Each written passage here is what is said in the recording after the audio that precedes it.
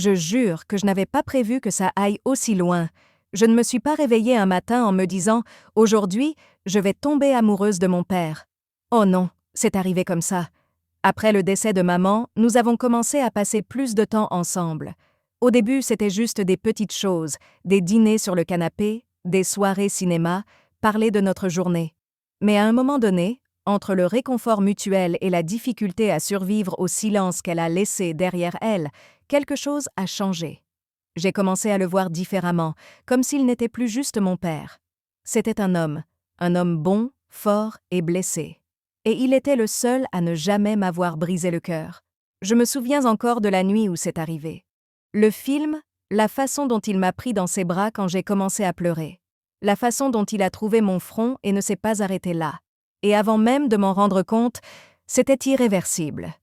Si vous voulez savoir où tout a commencé, comment nous sommes passés du confort à quelque chose dont on ne pourra jamais parler, écoutez jusqu'au bout. Je vais vous raconter exactement comment s'est passée la nuit où tout a basculé. Je m'appelle Lily et pour être honnête, je ne sais même pas par où commencer cette histoire. J'ai déjà effacé cet enregistrement 3 fois parce que même maintenant, je n'arrive pas à croire que je vais avouer ce que je vais dire.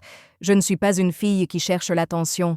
Je suis juste une femme qui a trop souffert et après ce qui s'est passé, je ne suis plus la même.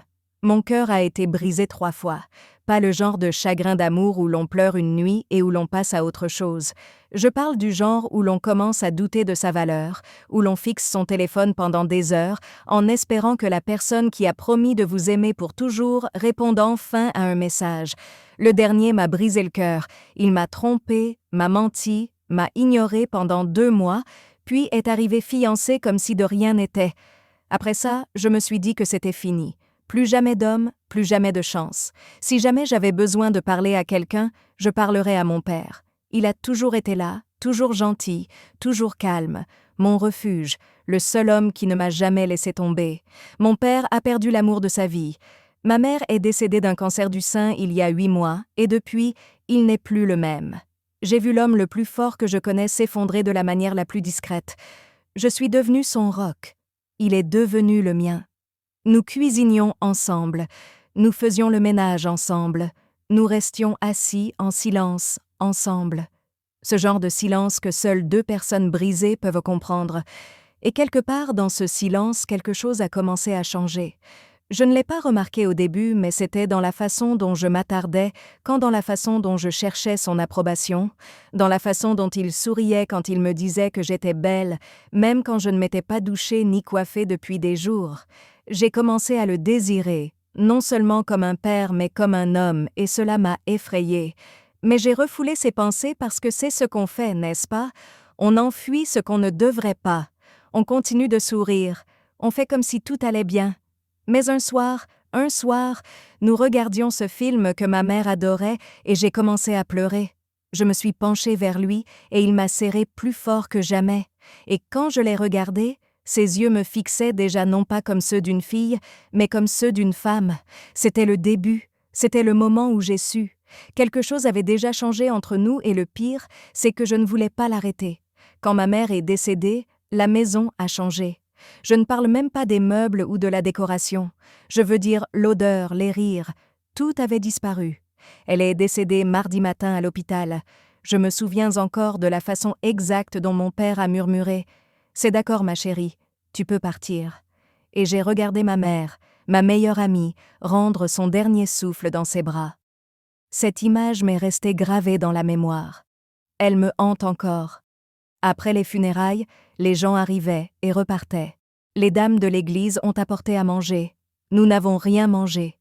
Les proches nous réconfortaient avec des paroles vides comme « Tenez bon, elle est dans un meilleur endroit ». Mais quand la dernière voiture est partie et que le silence est retombé dans la maison, c'est là que le vrai deuil a commencé. Quelques jours plus tard, je suis retournée vivre chez papa sans même y réfléchir à 2 fois. Il semblait aussi perdu qu'un homme qui ne savait plus comment vivre sans elle. Je ne pouvais pas en rester là. Les premières semaines ont été les plus dures, trop difficiles. Il parlait à peine. La plupart du temps, il restait assis près de la fenêtre, le regard perdu dans la rue comme s'il attendait quelqu'un qui ne viendrait jamais. Il a arrêté de se raser, de cuisiner, d'allumer la lumière, sauf si je le rappelais. J'essayais de faire en sorte que tout se passe bien. Je préparais le petit déjeuner, même quand aucun de nous n'avait faim. Je nettoyais la cuisine, triais le courrier, laissais la télé allumée, juste pour que le silence ne nous engloutisse pas complètement. Mais les nuits étaient les pires. Je l'entendais pleurer à travers le mur. Pas fort, pas comme les sanglots qu'on voit dans les films.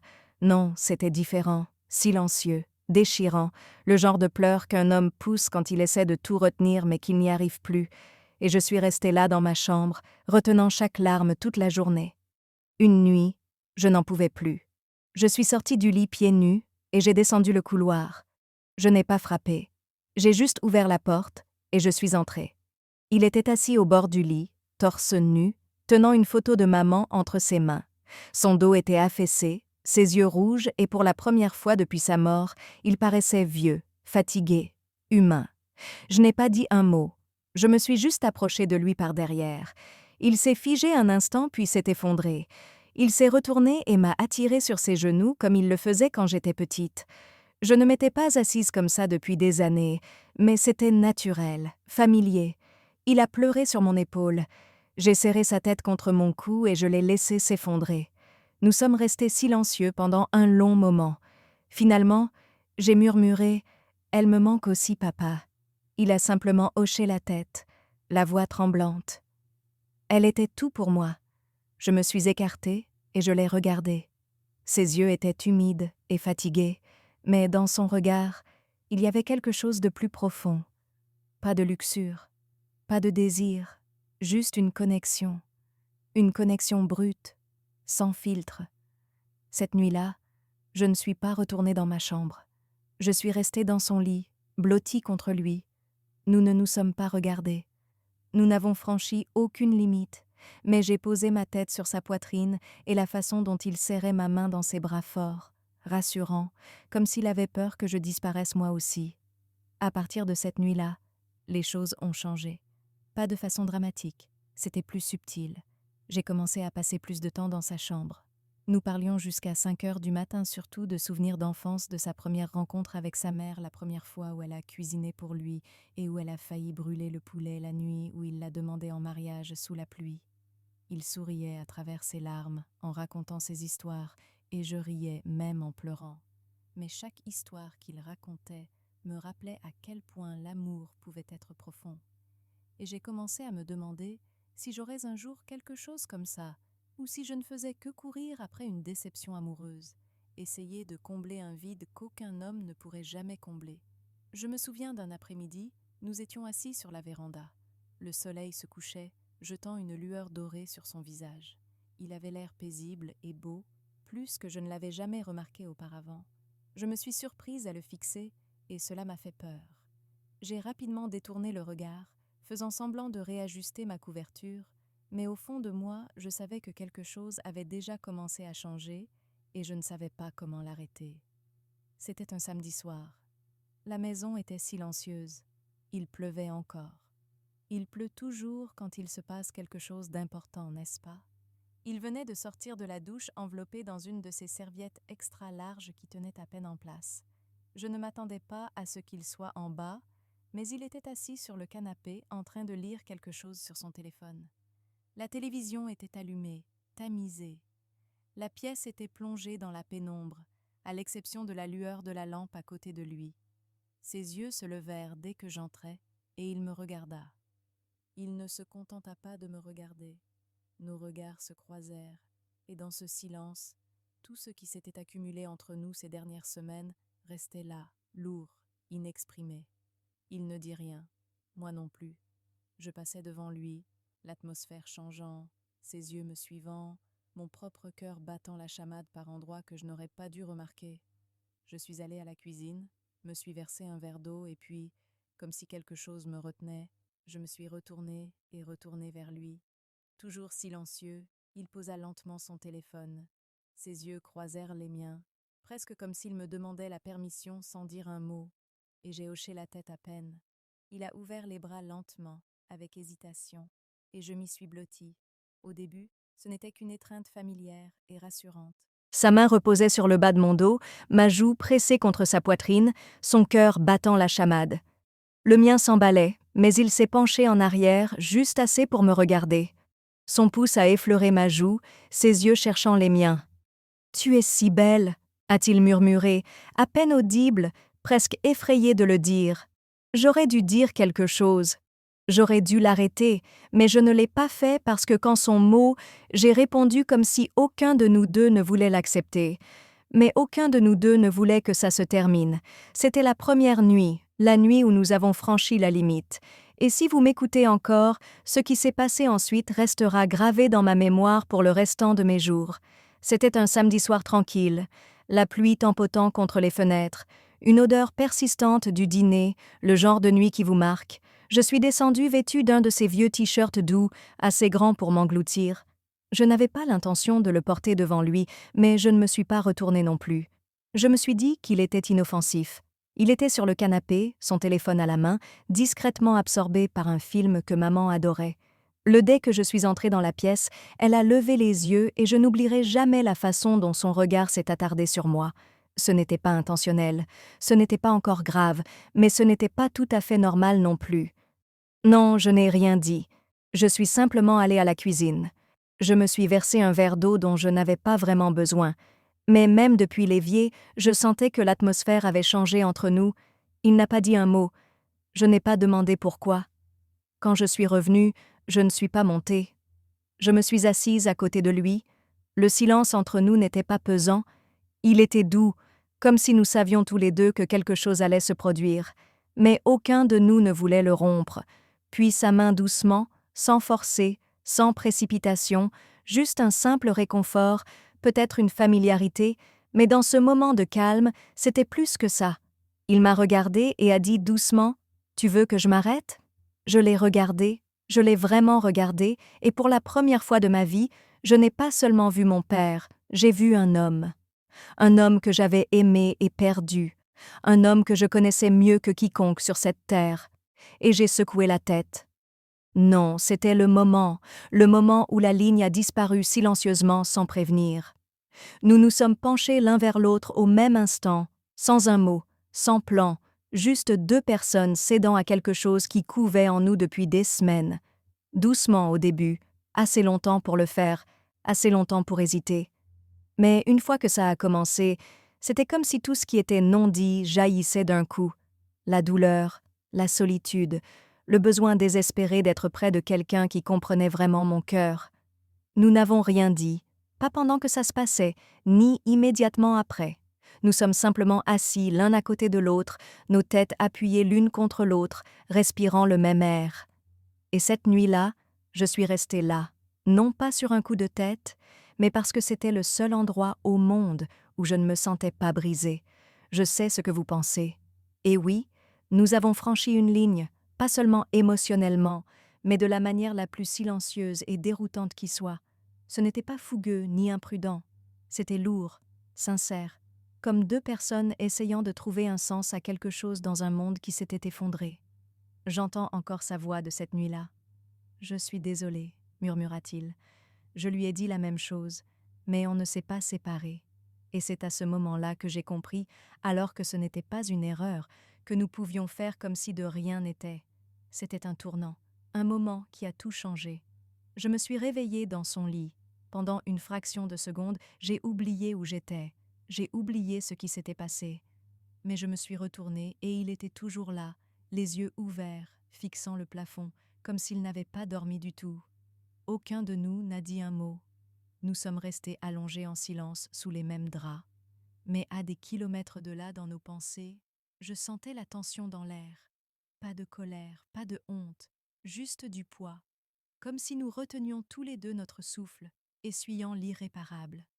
Finalement, il a parlé. « Tu as faim ?» J'ai hoché légèrement la tête.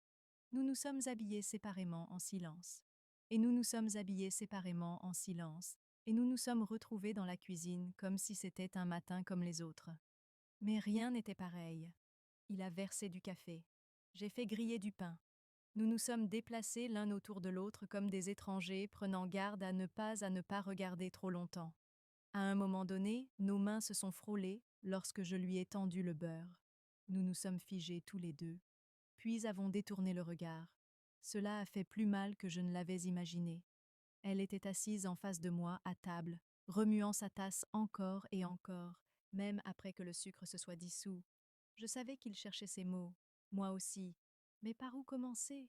J'ai dit, nous n'avons pas besoin d'en parler maintenant. Il a hoché lentement la tête. Je ne veux juste pas te faire de mal. Tu ne m'as pas fait de mal, ai-je murmuré. Pas comme tu le penses, mais le silence qui a suivi était plus pesant que n'importe quelle dispute. Nous avons continué notre journée à faire le ménage, plier le linge, regarder les informations, faire semblant, mais derrière chaque petit geste se cachait une compréhension partagée. Nous avions franchi une limite que nous ne pouvions plus refranchir et aucun de nous deux ne savait encore ce que cela signifiait. Cette nuit-là, je suis restée seule dans ma chambre, mais je n'ai pas dormi. Je fixais le plafond, me demandant comment quelque chose qui avait semblé si réel, si tendre, pouvait maintenant, comme une tempête dont je ne pouvais m'échapper. Je voulais lui parler, lui demander à quoi il pensait, s'il le regrettait, s'il me voyait encore de la même façon, mais j'avais peur de connaître la vérité. Alors, je suis restée silencieuse. Et lui aussi. Et d'une certaine manière, cela m'a fait plus mal que tout. Pendant des jours, nous n'avons pas parlé de cette nuit, pas une seule fois. Nous avons repris nos habitudes. Dîner ensemble, télévision, bavardage, mais tout semblait faux, comme un film où le son ne correspond pas à l'image. Parfois, je le surprenais à me regarder alors que je croyais ne pas faire attention. Son regard s'attardait sur le mien une seconde de plus et je détournais les yeux, le cœur battant la chamade, l'estomac noué. Je commençais à douter de tout. Je l'aimais, il le regrettait. Il me haïssait de ne pas l'avoir arrêté. Je me haïssais. Certaines nuits allongées dans mon lit, je revivais tout, chaque regard, chaque mot, et je pleurais non pas parce que j'avais tort, mais parce que je ne savais pas ce que cela signifiait. Était-ce de la douleur, de l'amour, ou n'étions-nous que deux êtres solitaires essayant de survivre? Encore une fois, un soir, j'ai enfin trouvé le courage de parler. Nous plions du linge dans le salon, une chose que nous faisions toujours ensemble. Il pliait silencieusement une de mes chemises quand j'ai dit « Papa ». Il leva les yeux. « Qu'est-ce qu'on fait ?» Il me fixa longuement, puis il s'assit lentement. « Je ne sais pas », dit-il. « Je repense à cette nuit tous les jours, et je ne sais toujours pas ce que cela signifie. Tout ce que je sais, c'est que je ne regrette pas d'avoir été près de toi.